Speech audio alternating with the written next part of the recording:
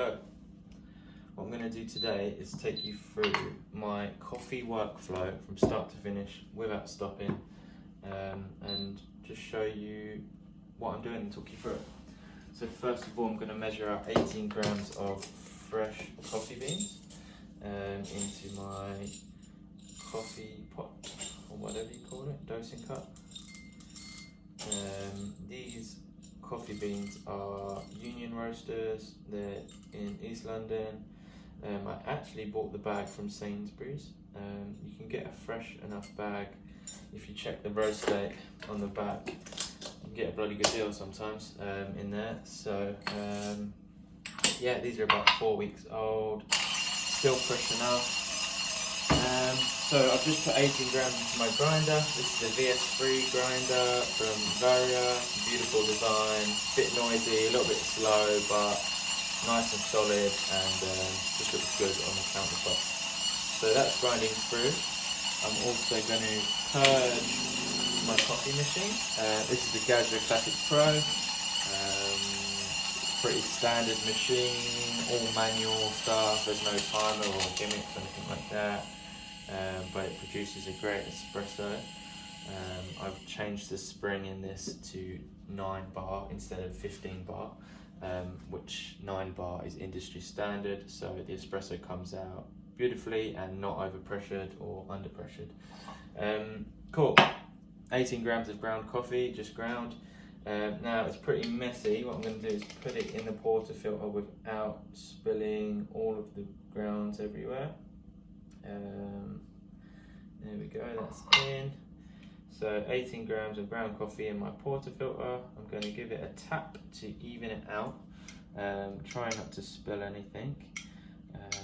So I'm kind of tapping it down, and the grounds are distributing evenly. I'm going to give it a little bash, and I'm going to tamp it, and that makes the puck even, so the water will go over it and everything will come out nice and even and not get any channeling.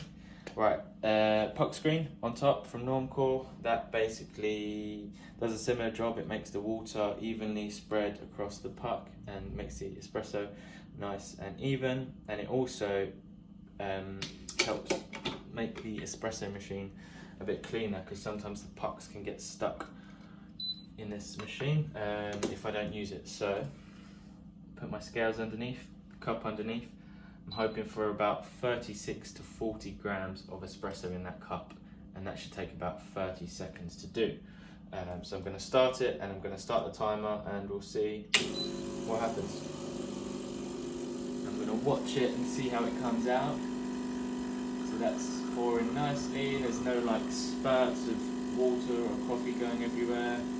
That's coming out really nice. I'm going to keep an eye on the time. Whilst that's going up, I'll fill up my milk pitcher, because we're going to make oat flat white. And I'll stop the timer when it reaches about 40 grams. That's taken about 28 seconds to reach 40 grams. Pretty spot on. Not much I'll change there. If I wanted it to take a little bit slower, I'll make the grinds a bit finer, but that's pretty bang on for me. I don't know if you can see that on the camera, but the espresso looks beautiful.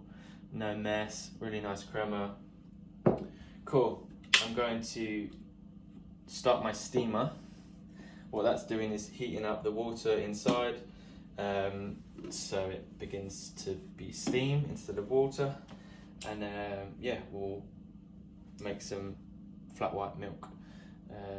Trick to this is you get the water out first.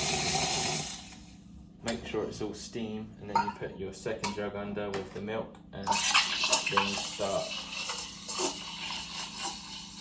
You don't want to be moving the jug around too much. You want to get it in a nice spot so the milk starts spinning, and you can hear that, I think they call it the kissing sound, of where the air is just kind of getting through that milk nicely. It's not screaming, it's not saying stop or burning. I'm feeling the temperature with my left hand. Now it's getting nicely up to temperature, so I will stop it. I'll also stop the steam. I'll give it a clean. I will purge it off. Cool, and now we are ready to pour some nice latte art. I'm going to mix that around so it's nice and silky and smooth. I'm mixing my espresso around as well.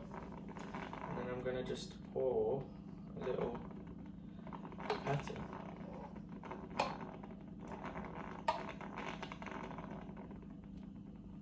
And yeah, there we go. Little oat flat white, that's how I do it every day. Yeah, any questions, let me know and I'll try my best to help. See you in the next one.